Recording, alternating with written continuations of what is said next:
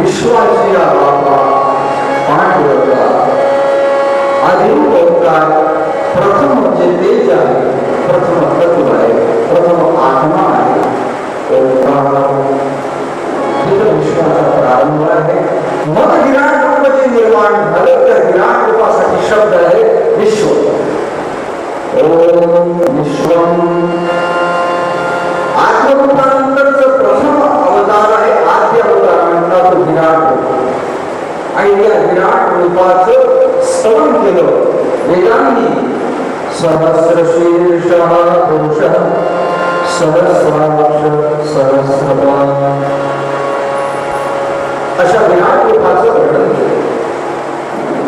बरोबर व्यापक रूप आहे म्हणजे विश्वरूप म्हणतात. आणि या विश्वानंतर मग जे कणाकणामध्ये रूप आहे त्या कणाकणामध्ये व्याप्त असणाऱ्या रूपाचं वर्णन केलं.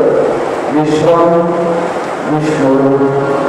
विष्णू म्हणजे प्रत्येक घटकामध्ये जो सूक्ष्म रूप आहे व्यापलेला आहे. विष्णू म्हणजे सर्व जग आहे ते ज्याच्याने व्यापलेला आहे ते विष्णू स्वरूप. म्हणून तुमच्या आमच्या सर्वांच्या ठिकाणी मध्ये कणाकणात तो असल्याने या सहस्त्र नामाला पितामह विष्णांनी नाम दिले विष्णू सहस्त्र. वास्तवात त्यामध्ये काही नाम भगवान शिवशंकराची पण आहे, काही अग्नीची नाव आहे, काही वायूची नाव आहे, काही रामावतारातली नाव आहे, कृष्ण अवतारातली नाव आहे. पण या सगळ्याला नाव दिलं विष्णू सहस्त्र. इतका व्यापक कणाकणामध्ये तो आहे म्हणून त्याला नाव दिलंय विष्णू सहस्त्र. पण जेव्हा हे विश्व ज्या विश्वामध्ये ब्रह्मदेव आहेत आणि ब्रह्मदेवाने सृष्टी निर्माण केली, पण सृष्टी जी निर्माण केली ती एका दिवसात झालेलीच नाही. सृष्टी ही 10 प्रकारे दशरथ सृष्टी बायबलमध्ये वर्णन केलं की येशू ख्रिस्ताच्या पूर्वी 1000 वर्ष विश्व निर्माण जग निर्माण वर्णन केलेलं आहे. 1000 वर्ष हा सिद्धांत हे प्रतिपादन जगात कुठल्याच शास्त्रज्ञांना मान्य होत आणि शिकवणार कसं की येशू ख्रिस्ताच्या पूर्वी 1000 वर्ष विश्व निर्माण झालं, जग निर्माण झालं. हे आजच्या सायन्सला सुद्धा पटत नाही, शिकवता येत नाही. कारण येशू ख्रिस्त निर्माण झालं तर 2019 वर्ष झाले आणि 2019 अधिक 1000 म्हणजे 3019 वर्षापूर्वी हे सगळं निर्माण झालं. कदापि शक्य नाही. आणि पुढचे आणखी गंमत वर्णन केली आहे. देवाने म्हटलं प्रकाश, काही वाजवली प्रकाश झाला. देवाने काही वाजवली पाणी म्हटलं पाणी झालं. असं काही काय वाजून काही निर्माण झालं. आणि तिथं कोणी क्रॉस करत नाही की हे अंधश्रद्धा आहे, हे चुकीचं आहे, असं कोणीही प्रतिपादन आजपर्यंत करत नाही. जिथे कोणी असं प्रतिपादन करत नाही की एका आकाशातील देवाच्या द्वारे मदर मेरीला गर्भ प्राप्त झाला आणि कुमारी मातेने एका बालकाला जन्म दिला. हे कसं काय इथं कोणीही क्रॉस करत नाही. पण देवतीच्या उदरात देवीच्या उदरात कसा गेला हे आम्हाला पटत नाही. हे म्हणणार फक्त भारतातच आहे. तिथं मात्र कोणी क्रॉस करत नाही. ते सर्वमान्य होत का तर म्हणता येईल मला. आणि इथंच फक्त सगळे अंधश्रद्धा हे तुम्हाला मान्य नाही म्हणणार आहे. परंतु आणखी एक गमतीशीर गोष्ट आहे की आपल्या हिंदू धर्मातले अनेक लोक म्हणतात काय होण्याचा धर्म 33 कोटी देव आहे, यादी करता येणार नाही इतके देव आहे, 33 कोटी देव आहे. एकदा एका कॉलेजमध्ये परिसंवाद चालला होता, वादविवाद होता. 2 पक्ष असते होते आणि त्याचा विषय होता विज्ञान व धर्माची आवश्यकता विषय होता. आणि धर्माच्या विरुद्ध बोलणाऱ्या एका विद्यार्थ्याने तर अपहरच केला. तो म्हणतो की इथं जर कोणी बसलेल्यांपैकी मला हिंदू धर्मातल्या 33 कोटी देवांची नावं सांगितली तर मी इथंच मी आत्महत्या करेन. त्यांनी 40 दिला आणि सुदैवाने त्या परिश्रमाला परीक्षण म्हणून माझे स्वीकारशी होते. सद्गुरू भाऊ महाराज जर ते परीक्षण करत असताना शेवटी निकाल देताना त्यांनी आपला अभिप्राय व्यक्त केला आणि सांगितलं की बाळा, तुला मी हिंदू धर्मातल्या 33 कोटी देवतांची नावं सांगतो ती लिहून घे, पण आत्महत्या करू नको. त्याला सांगितलं 33 कोटी म्हणजे काय? ग्रंथ वाचले, महाभारत वाचले, इतर काही हिंदू धर्माचे ग्रंथ वाचले का? अगदीच अर्थ वाटेल ते बोलायचं, अभ्यास न करता बोलायचं. 33 कोटी देव, 33 कोटी देव म्हणजे काय आहे? इथं कोटी हा शब्द संख्यावाचक नाही, तो प्रकारवाचक आहे. हा पहिला मुद्दा आहे. 33 कोटी म्हणजे कोटी हा शब्द संख्यावाचक म्हणून आलेला नाही, तो प्रकारवाचक. 33 प्रकारचे देव आहेत. त्रयस्त्रिंश देवाः 33 प्रकारचे. आणि 33 देवांमध्ये कोण कोण आहे तर 12 आदित्य, 12 आदित्य, आदित्यचे पुत्र आहे. 11 रुद्र आहे, 8 वसु आहे आणि 2 अश्विनी कुमार. ही संख्या 33. यांना देव म्हणतात. ईश्वर वेगळा आहे आणि देव वेगळे आहे. ईश्वर एकच आहे. देवलोक हा भूम भुवा स्वहा स्वर्ग लोकांपर्यंत देवांची मर्यादा आहे. देव म्हणजे ईश्वर नाही आहे. इंद्र, अग्नी, कुबेर, यम, वरुण, वायू हे अधिकारी देव आहे, ईश्वर नाही. ईश्वर एकच आहे. कोणाच्याही घरामध्ये ईश्वर घर नसतं, देवघर असतं, म्हणून देवांची संख्या जास्त असते. घरामध्ये ईश्वर इथं एकच आहे म्हणून या घरात एकत्र ईश्वर म्हणतात. पण आपण घरात जे ठेवतो त्याला देवघर म्हणतो, ईश्वर घर म्हणत. कोणी बाजारात जाऊन म्हणत नाही की मला ईश्वर घर विकत घ्यायचं, तर देवाला विकत घेतो, देवघर विकत घेतो. ईश्वर घर आणि ईश्वर एकच आहे. हे प्रतिपादन वेदांनी पण दिलेलं आहे. आणि अशा 33 प्रकारचे देव आहेत. 12 आदित्य, 11 रुद्र, 8 वसु आणि 2 अश्विनी कुमार. देवी अथर्वशीर्षाचं वर्णन आहे, महाभारतात सुद्धा वर्णन आहे. पण शोधलं पाहिजे, वाचलं पाहिजे.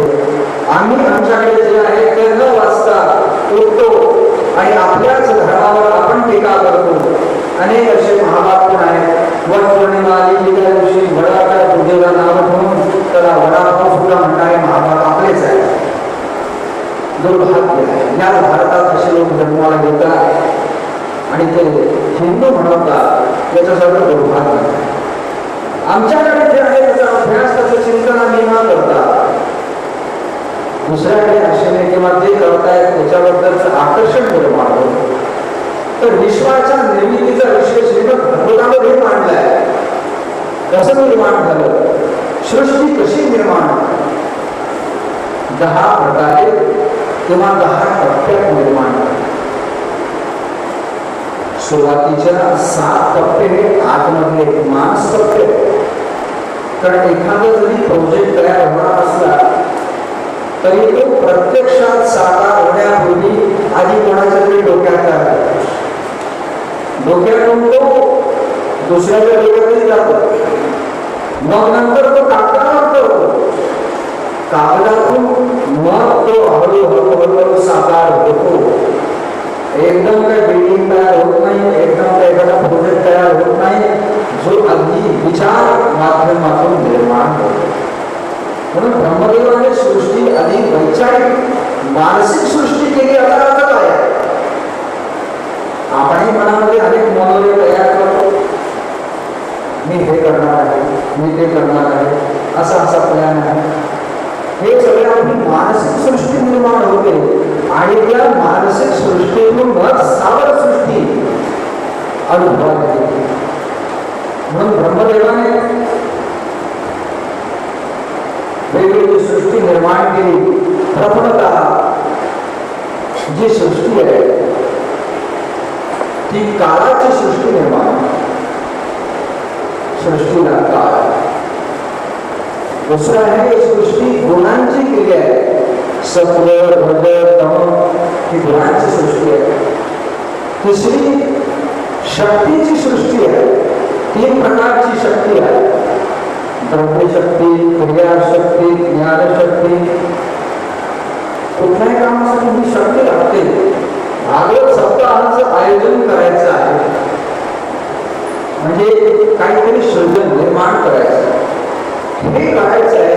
त्यासाठी पण 3 शक्ती लागतात. द्रव्यशक्ती, क्रियाशक्ती, ज्ञानशक्ती. प्रत्येक कर्मासाठी लागतात. करायचं म्हटलं म्हणजे आधी कसं करायचं याचं ज्ञान लागतं. ते ज्ञान, तर ज्ञान असून चालणार नाही. कार्यकर्ते पण पाहिजे. क्रियाशक्ती, ज्ञान आहे, कार्यकर्ते आहे, पण तरीही द्रव्यशक्ती ते असल्याशिवाय करत आहे. कुठलीही गोष्ट करायची असेल,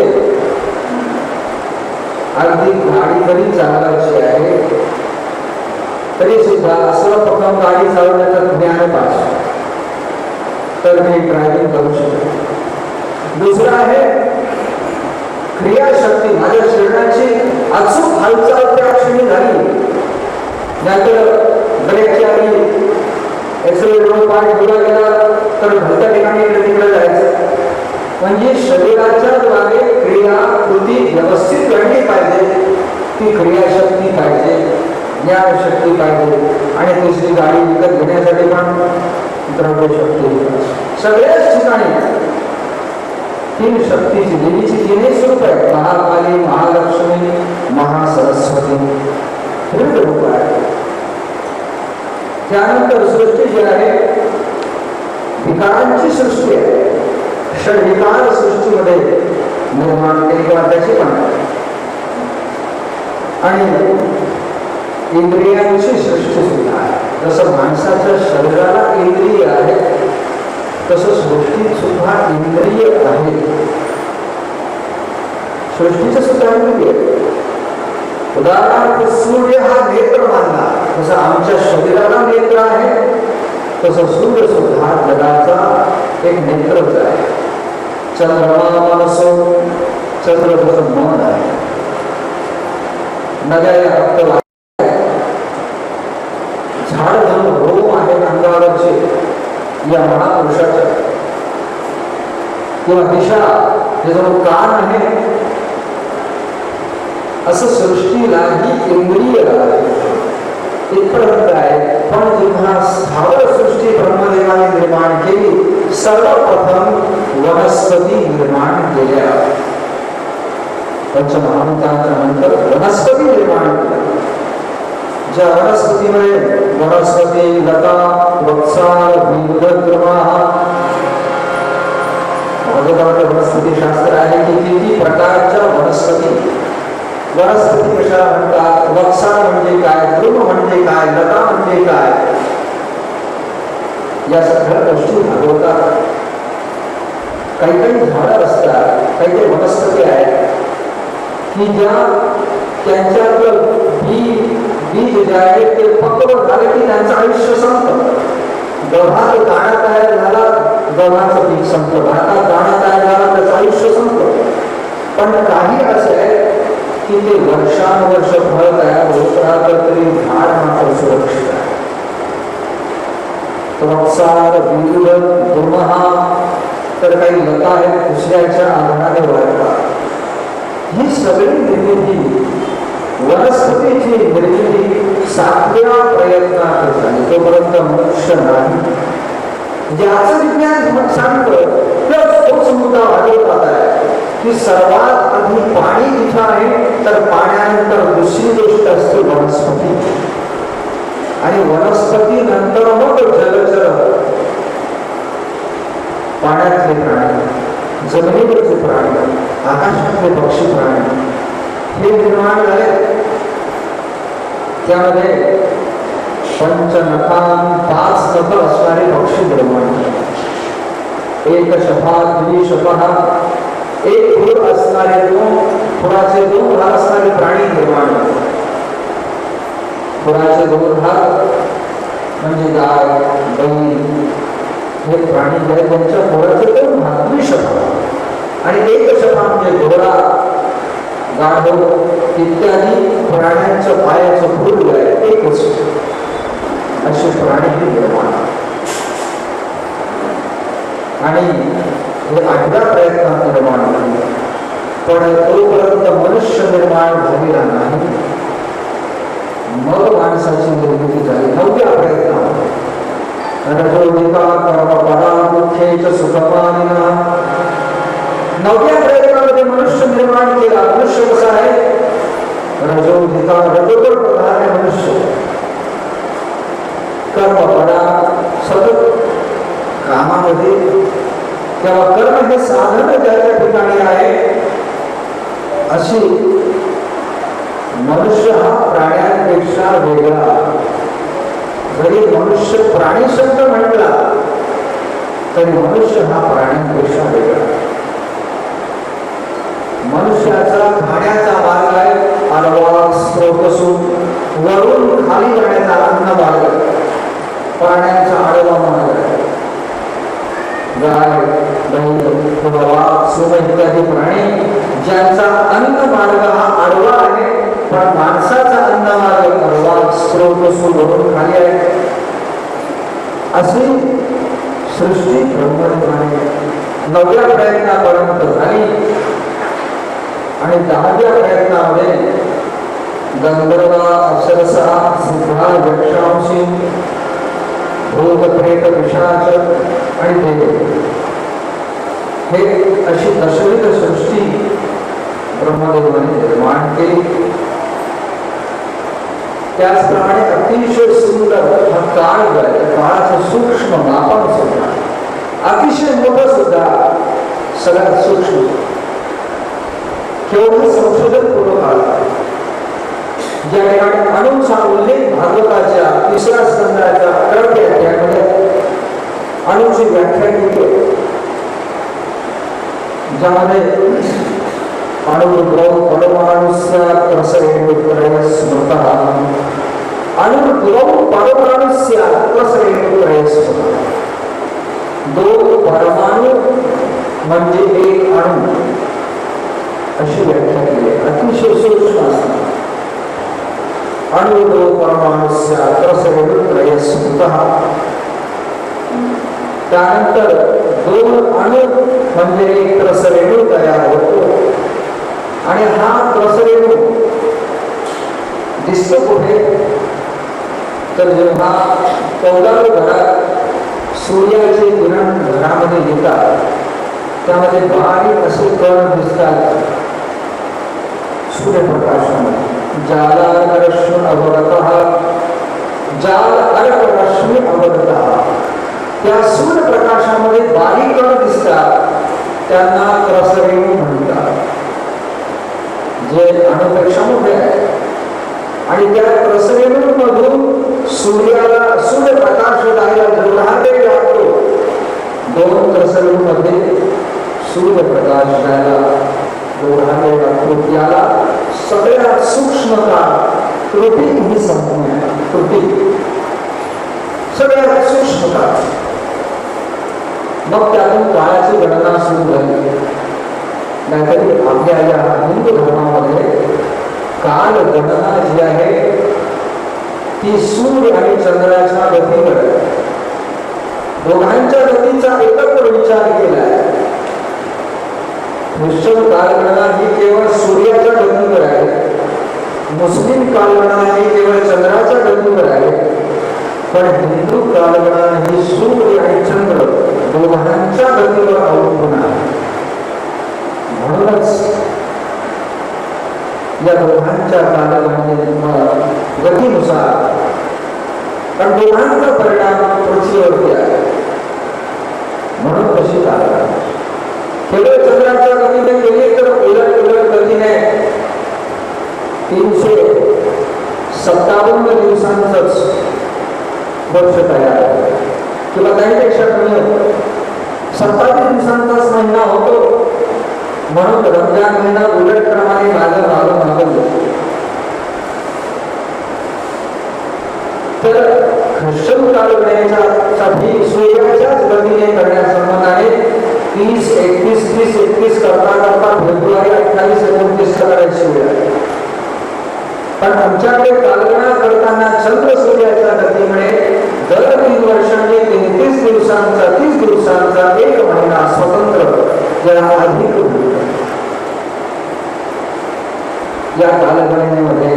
आणि त्यातही हिंदू कालगणनेमध्ये चंद्राच्या नक्षत्रानुसार नाव प्राप्त झालं. प्रत्येक महिन्यात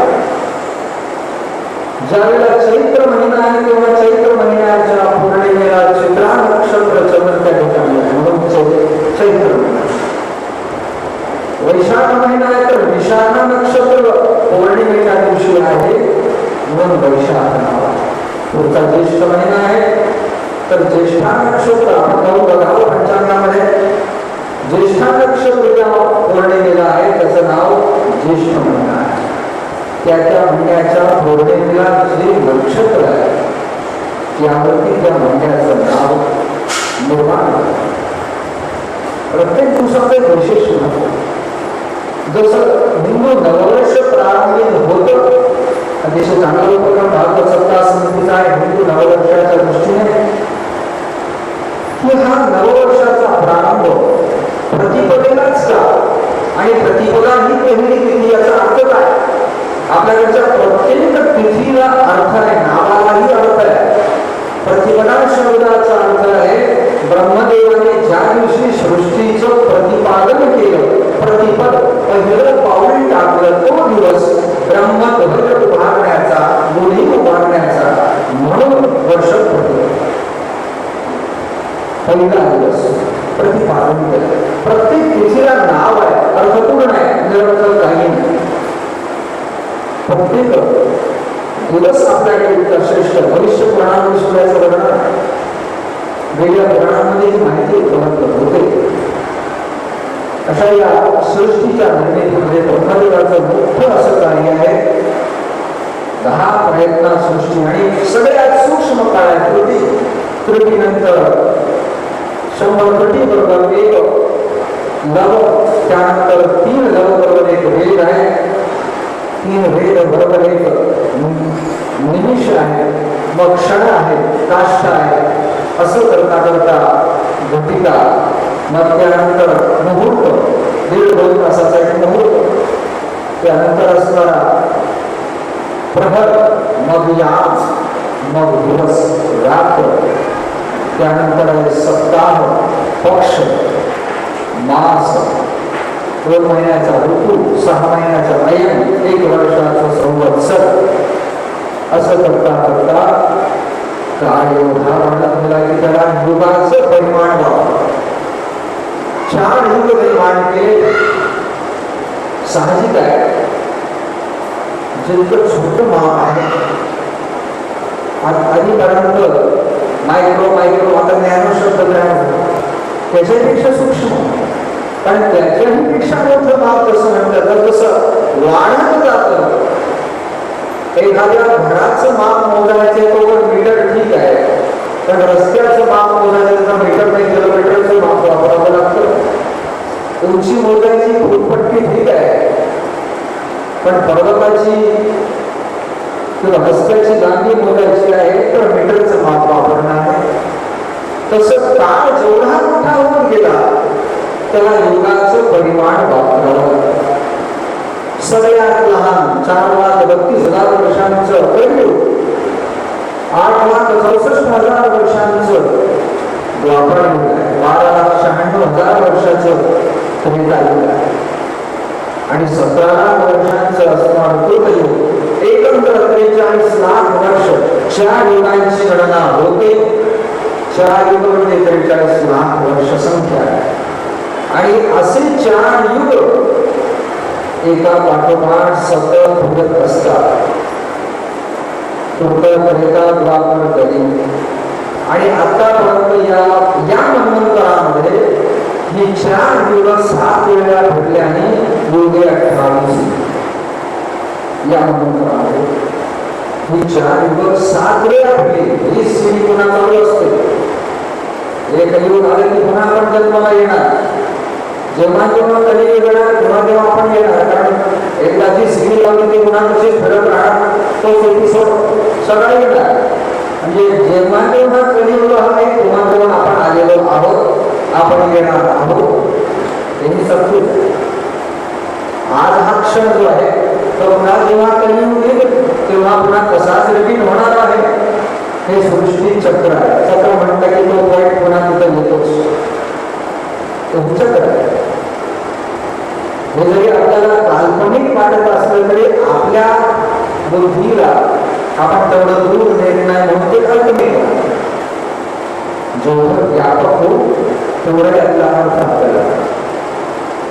म्हणून मनवंत मी युग जेव्हा 1000 संख्या तयार करतात तेव्हा मनवंतर होतो आणि ब्रह्मदेवाच्या एका दिवसात 14 मनु होता.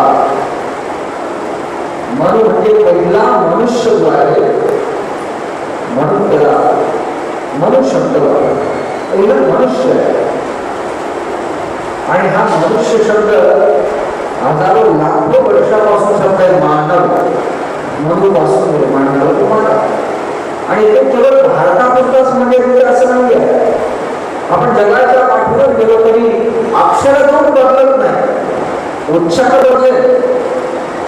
इथं भारतात काय म्हणतात? मनुष्य, मानव. इंग्रजी म्हटलं मॅन. शेवटी म आणि न आहेच तिथं. ज्याला मन आहे तो मनुष्य, मॅन, मानव. अगदी जेव्हा ब्रह्मदेवाच्या शरीरापासून मनुष्य निर्माण झाला, ब्रह्मदेवाने सर्वप्रथम 4 मानसपुत्र निर्माण केले. सनक, सनंदन, सनातन, सनत कुमार. पण ज्यांनी सृष्टी निर्माण करायला वाढवायला नकार दिला, ब्रह्मदेवाला राग आला. मग ब्रह्मदेवाने त्या क्रोधाच्या भरात जो निर्माण केला, क्रोधाच्या भरात जो निर्माण केला त्याचा नाव रुद्र. हा एक रुद्र निर्माण झाला.